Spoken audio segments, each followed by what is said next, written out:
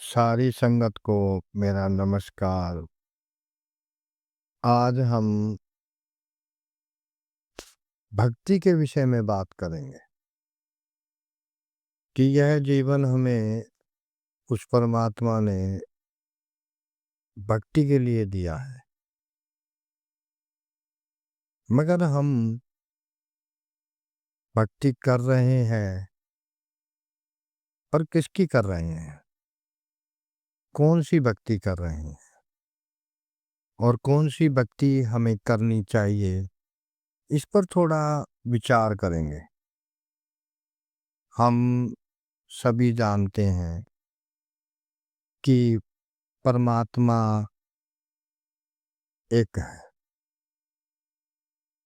वह अनेक नहीं है, वो केवल एक है। वेदों शास्त्रों में कहा गया है, एको ब्रह्म द्वितीय नचित है। एक ही परमात्मा है, दूसरा कोई नहीं है। उसको अलग अलग धर्मों में अलग अलग नामों से जाना जाता है। जिस जिस महात्मा ने उस परमात्मा की जैसी अनुभूति अपने अंतर में की, उसी के गुणों के अनुसार आपने उसे अनेकों नाम से पुकारा। हिंदू महात्माओं ने जब अंतर में जाके उसको महसूस किया तो किसी ने उसे राम कह दिया, किसी ने हरिओम कह दिया, किसी ने गिरधर कह दिया, किसी ने नटवर कह दिया। मुसलमान महात्माओं ने जब उसे महसूस किया तो किसी ने अल्लाह कह दिया, किसी ने खुदा कह दिया, किसी ने रब कह दिया। क्रिश्चियन महात्माओं ने जब उसे महसूस किया तो उसे गॉड कह दिया। और अनेकों अनेकों महात्माओं ने जैसी जैसी अनुभूति अपने अंतर में उस परमात्मा की करी तो उसको अलग अलग नामों से पुकारा। मगर हम उन नामों को ही परमात्मा का नाम मानकर चल रहे हैं। सच में भक्ति कौन सी है, कैसी है, हम उन महात्माओं को जब सुनेंगे, उनकी सोबत करेंगे, तब ये बात हमारे समझ में आएगी। हमारी भक्ति के लायक कौन है, हमें भक्ति करनी किसकी है और भक्ति करनी कैसे है। इस गूढ़ रहस्य को जानना ही हमारे जीवन का मूल उद्देश्य है। हमें जानना पड़ेगा कि हमारे पिता को कौन सी भक्ति पसंद है, किस भक्ति को वो मंजूर करता है और इस युग में कौन सी भक्ति हमें फायदा पहुंचा सकती है, हैं? पहले हम ये विचार करेंगे कि आज युग कौन सा है। किसान भाई जानते हैं कौन से समय में, कौन से मौसम में कौन सी फसल बोई जाती है। इसी तरह संत और महात्मा हमें समझा रहे हैं इस युग में कौन सी भक्ति प्रतिफलित होगी।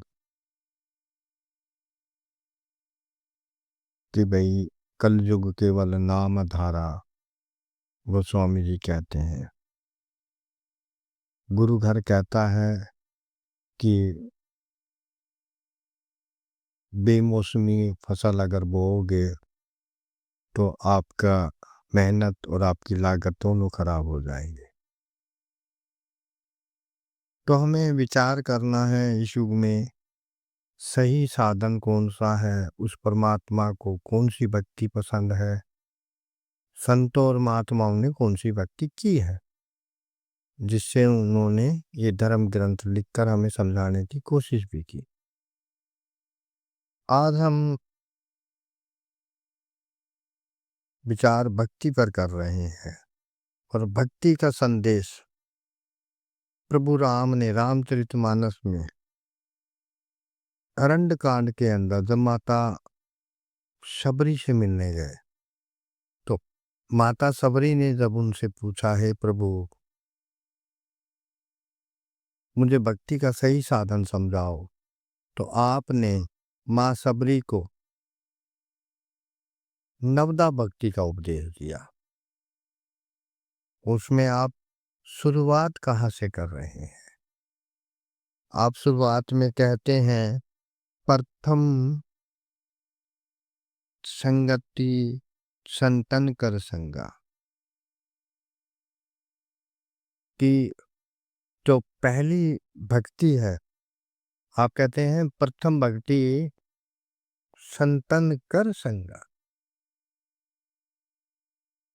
कि अगर तू भक्ति के मूल को जानना चाहती है तो हे माँ शबरी, संतों का संग कर, उनके हृदय में मेरा वास है, उनकी सोबत कर, उनके जाके सेवा कर, उनके दर्शन कर। वे तुझे समझाएंगे कि भक्ति कैसे करनी है। इसी में फिर अगली कहते हैं दूसरी भक्ति मम कथा प्रसंग, कि फिर उनके सोबत में जाके उनके वचनों को सुन, उनके मुख से जो मेरी शोभा का वर्णन वो कर रहे हैं, जो मेरी भक्ति का सही साधन वो अपने सत्संगों में समझा रहे हैं, उन्हें गौर से सुन, उनके बताए हुए उन वचनों पे अमल कर, तब जाके तुझे तेरा लक्ष्य प्राप्त होगा। माँ, सच तो ये है कि प्रभु ने नवदा भक्ति में माता से कहा कि माँ तेरे अंदर तो नो की नो भक्ति है, लेकिन यह वचन उन्हें फरमाने का भाव सिर्फ हम जैसे अधम जीवों के लिए था। माता सबरी को जो उन्होंने समझाया वो हमारे जैसे अधम के लिए समझाया गया था। माँ सबरी तो परिपूर्ण थी भक्ति में, उनकी भक्ति तो इतनी प्रतिफुल्लित थी कि प्रभु राम को उन्हें दर्शन देने के लिए उनके स्थान पे जाना पड़ा। तो पहली भक्ति कौन सी बताई? कि संतों की सोबत कर, उनके सत्संग में जाना शुरू कर, पहले संतों की खोज कर, फिर उनकी सोबत कर, फिर उनके सत्संग सुन। और तीसरी भक्ति में आप क्या कह रहे हैं?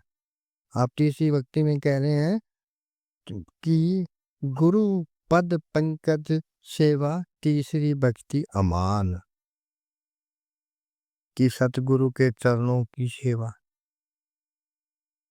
निष्भाव से होके, निस्वार्थ होके उस परमात्मा की भक्ति को अगर तू पाना चाहता है तो संतों की सेवा कर।